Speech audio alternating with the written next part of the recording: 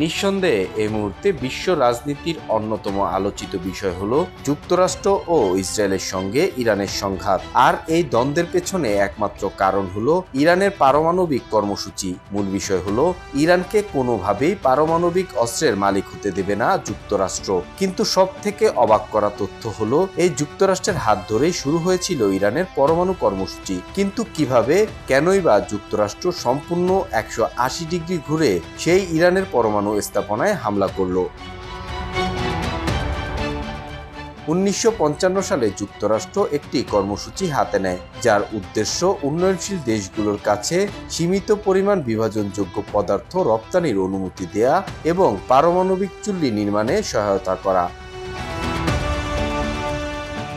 এই কর্মসূচির প্রথম উপকারভোগী ছিল ভারত। এরপর একে একে দক্ষিণ আফ্রিকা, ইসরায়েল, তুরস্ক, Pakistan, Portugal, Greece, Spain, Argentina, Brazil এবং ইরান এই দেশগুলো যুক্তরাষ্ট্রের পারমাণবিক সহায়তা পেতে শুরু করে। এই সম্পর্কিত ইতিহাস নিয়ে the new York time, Iran watch, arms control association সহ বিভিন্ন সংবাদ মাধ্যমে প্রতিবেদন প্রকাশ করা হয়েছে।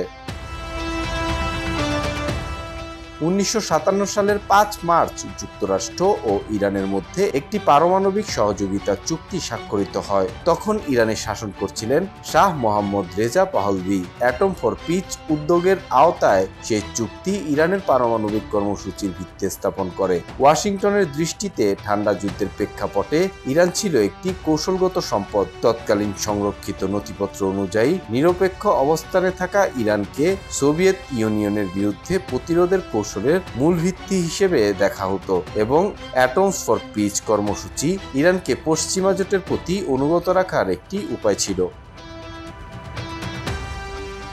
1967 সালে যুক্তরাষ্ট্র তেহরানকে একটি 5 মেগাওয়াটের ক্ষমতা সম্পন্ন পারমাণবিক গবেষণা চুল্লি সরবরাহ করে, যার সঙ্গে দেওয়া হয় উচ্চ তাপমাত্রায় সমৃদ্ধ ইউরেনিয়াম, যা চুল্লিটি চালাতে প্রয়োজন ছিল।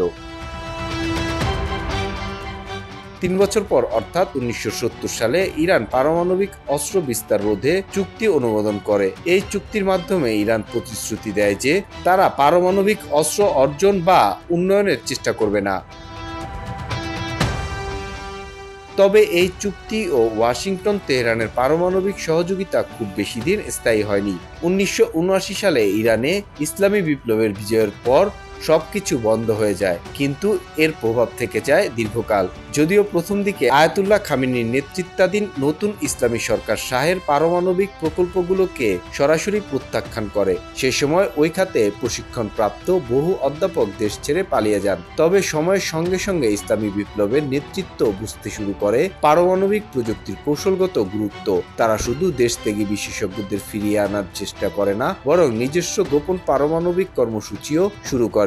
বিশ্বজুড়ে আন্তর্জাতিক রাজনীতির খেলায় যুক্তরাষ্ট্র বরাবরই পক্ষপাতের ভূমিকায় থেকেছে। ইসরায়েল গোপনে পারমাণবিক বোমা তৈরি করে ফেলল, কিন্তু তা দেখেও চোখ বন্ধ করে রেখেছিল যুক্তরাষ্ট্র। অন্যদিকে ইরানের বেলায় সম্পূর্ণ ভিন্ন চরিত্রে দেখা যায় যুক্তরাষ্ট্র সহ পশ্চিমাদের।